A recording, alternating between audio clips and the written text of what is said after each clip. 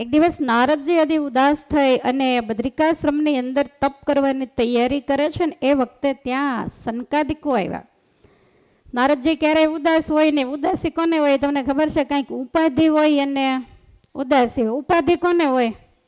કાંઈક પોતાનો કરીને રાખ્યું હોય, કાંઈક ઘર હોય, કુટુંબ હોય, પરિવાર હોય, સગા સંબંધીઓ હોય, કાંઈ પ્રોપર્ટી મિલકત હોય, એમાં કાંઈક આઘું પાછું થાય તો ઉપાધિ આવે. જેને કાંઈ હોય જ નહીં એને ઉપાધિનો કોઈ પ્રશ્ન જ નથી. હજી સુધી કોઈને ખબર નથી કે નારદજીનો આશ્રમ ક્યાં છે, કારણ કે એણે ક્યાંય આશ્રમ કે ઝૂંપડી બાંધી જ નથી. અખંડ હાથમાં તાનપુરો લઈ, વીણા લઈ અને નારાયણ નારાયણ કરતા આખી ધરતીની અંદર વિચરતા હોય તો એ ક્યારેય ઉદાસ ન હોય. અને સાધુ ક્યારેય ઉદાસ ન હોય, કારણ કે એ તો બીજાની ઉદાસીને ટાળે.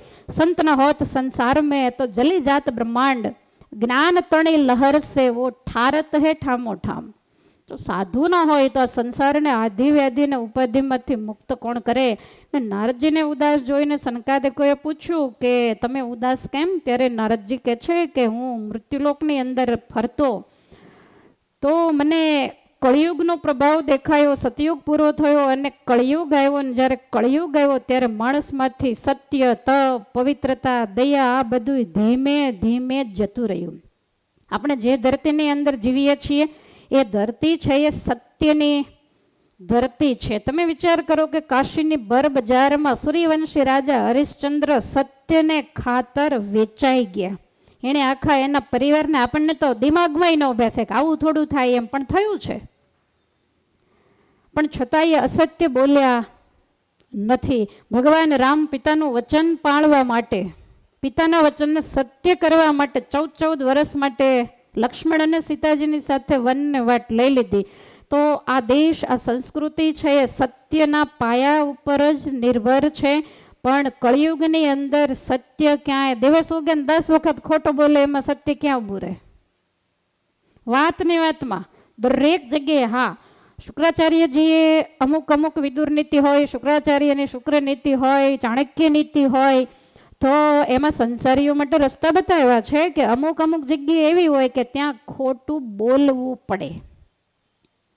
પણ એટલું બધું વધારે પડતું માપ બારું તો નહીં જ. તમે કોઈ પણ પ્રકારનો વેપાર કરતા હો કે ધંધો કરતા હો તો તમે માલ જે કિંમતે તમને મળે એ જ કિંમતમાં તમે વેચો તો તમે કાંઈ ચોળીને ખાઈ શકો નહીં. એટલે એમાં તો ક્યાંક એવું ખોટું બોલવું પડે. પછી બતાવ્યું કે ક્યાંય કોઈ બ્રાહ્મણની હિંસા થતી હોય, કોઈ ગાયની હત્યા કરતું હોય અને પૂછે કે અહીંયાથી ગાય નીકળી, આપણે જોઈ હોય પણ આપણને ખબર હોય કે આ ગાયની હત્યા કરશે તો આપણે ના પાડવી પડે કે ના મેં નથી જોઈ. એ ખોટું નથી, એને સત્ય કહેવાય. તમારા દીકરા દીકરીઓના સંબંધો જોડાતા હોય ત્યારે પણ એ પાછું માપમાં બોલવું, કારણ કે હવે તો પાછું ખોટું બોલ્યા હોય તો 2 મહિનામાં ઘરે આવે પછી બધી ખબર પડે તો પૂરું થઈ જાય છે.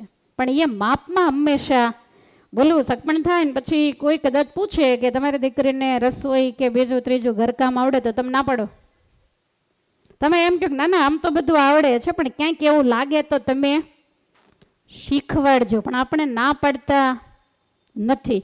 તો એવા કાંઈ સંબંધ જોડવાના હોય ત્યારે પછી લગ્ન પ્રસંગ હોય તો એમાં બહેનો ગીત વગેરે ગાતા હોય, આ તે, તો એમાંય પણ બોલાતું હોય બધું સાચું હતું પણ એમાં દોષ લાગતો.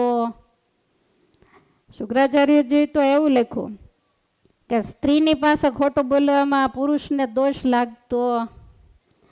કદાચ પૂછે કે આપણે મહિને કેટલી કમાણી છે, તો એમ કે 50 લાખ, એટલે આ તરત પાછું થોડુંક પોળા મંડે પડવા. એટલે એને એમ કહેવાય કે આપણું થઈ રહે એટલું કાંઈ બહુ વાંધો આવતો નથી. પણ આની આગળ બધા રહસ્ય ખોલી નખાય નહીં. બીજું કે ધર્મરાજાનો શાપ છે કે સ્ત્રીના પેટમાં ગુપ્તવાત રહેતી નથી, કારણ કે કર્ણ છે એ પાંડવોનો સગો ભાઈ છે, તો કર્ણનું મૃત્યુ થયું પછી એનું રહસ્ય ખુલ્યું. એટલે ધર્મરાજાએ કુંતાજીને શાપ આપ્યો કે અત્યાર સુધી તમે અમને કીધું નહીં, અર્જુનના હાથે મારો સગો ભાઈ વિંધાઈ ગયો, અમે ભ્રાતૃદ્રોહી બન્યા, માટે માં તને એક ને નહીં તમામ સ્ત્રી સમાજને મારો શાપ છે કે એના પેટમાં કોઈ ગુપ્ત વાત રહેશે. એટલા માટે આપણા શાસ્ત્રોએ ના પાડી છે કે અમુક એવી ગુપ્ત વાત હોય તો એ સ્ત્રીઓને ક્યારેય પણ કહેવી નહીં. એને તમે ઘણી દાટી મારી હોય કોઈને કહેવાનું નહીં, પણ તમારે તો વિશ્વાસ મૂકવાનો. એના ધર્મરાજાનો શાપ છે એટલે કહેવાય જ જાય અને તમારી વાત બહાર પડી જ જાય. એટલે એની પાસે ખોટું બોલવામાં પણ આ બાબતે ખોટું બોલવું, એને બીજી રીતે છેતરવી નહીં, એમાં મોટો દોષ લાગે છે. તો નારદજી કહે છે કે આ ધરતી ઉપર ક્યાંય સત્ય નથી, લોકો એકદમ ખોટા બોલા, કોઈ તપમાં માનતા નથી, બસ ખાઈ પીને હરો ફરો ને મજા કરો. પવિત્રતા જેવું કાંઈ નાવું કે ન નાવું, કે નાઈને ખાવું કે નાયા પહેલાં ખાવું, શું ખાવું, ક્યારે ખાવું, કેટલું ને કયું, કોઈ વસ્તુની મર્યાદાઓ. આપણો જૂનો સમય હતો ગામડામાં કે સંધ્યા આરતીનો સમય થાય ને ત્યાં સુધીમાં જમવાનું પતી જાય, પછી બધા આરતીને એવું કરીને આવીને શાંતિથી સૂઈ જાય, પછી એ પાછા વહેલા 4 વાગ્યે જાગી જાય. અત્યારનો શું નિયમ છે? 10:30 11 વાગે ત્યાં રસોડું ચાલુ થઈ જાય, 12 1 વાગે ત્યાં જમવાનું પતી જાય, અડધો કલાક મોબાઈલ રમાય, અથવા તો ભાઈઓ હોય તો આખો દિવસ ધંધો કરી આવે, આવીને જમે, જમીને પાછા બહાર બેસવા, પછી છોકરા ઊંઘી જાય ત્યારે આવે, પછી એ લોકો ઊંઘતા હોય ને તો છોકરાઓ ભણવા વયા જાય, પછી પૂછે તમારો બાબલો કેવડો થયો? તો કવડો. કારણ કે ઊભો કોઈ દી જોયો હોય તો ખબર પડે ને કેવડો થયો. બાળકોનો સંસ્કાર આપવાનો આજે માતા પિતાને સમય જ તમને તમારી ફેશનમાં મોબાઈલમાં નથી, એ લોકોને એના ધંધાઓની અંદર બાળકો પાસે બેસવાનો ટાઈમ બિલકુલ નથી. અને એટલે ધીમે ધીમે આપણા જે સંસ્કારો છે એ ઘસાતા જાય છે. પાશ્ચાત્ય સંસ્કૃતિનું આપણે અનુકરણ કરતા જઈએ છીએ, બધાને અમેરિકન જેવું થઈ જવું છે. પણ આ શાસ્ત્રોનો ક્યારેક જો આધાર લેશે તો ખ્યાલ આવે કે આપણે કઈ સંસ્કૃતિના સંતાનો છીએ. પવિત્રતા નથી, દયાદાન વગેરે કાંઈ નથી. તમામ જીવાત્માઓ એ મંદ બુદ્ધિવાળા, પેટ ભરા, ખોટા બોલા, આળસુ અને અનેક પ્રકારના રોગથી. તમે બરોબર કાન રાખીને સાંભળો, તમે જ્યારે હોય ત્યારે ફરિયાદ લઈને આવો છો કે મને આમ થાય છે, મને આમ થાય. વ્યાસ ભગવાનના શબ્દ છે કે કળિયુગની અંદર જન્મશે અને શરીરમાં નાની મોટી મુશ્કેલી તો હશે હશે હશે. એટલે એવું ઝીણું ઝીણું તો બધું કાંઈ લોઢા લાકડાનું તો છે નહીં. એટલે કાંઈક ચાલ્યા જ કરતું હોય, થાય એટલી ટ્રીટમેન્ટ કરવી ને પરમાત્માનું નામ લેવું, એના રોદણા બહુ રોયા કરવા નહીં.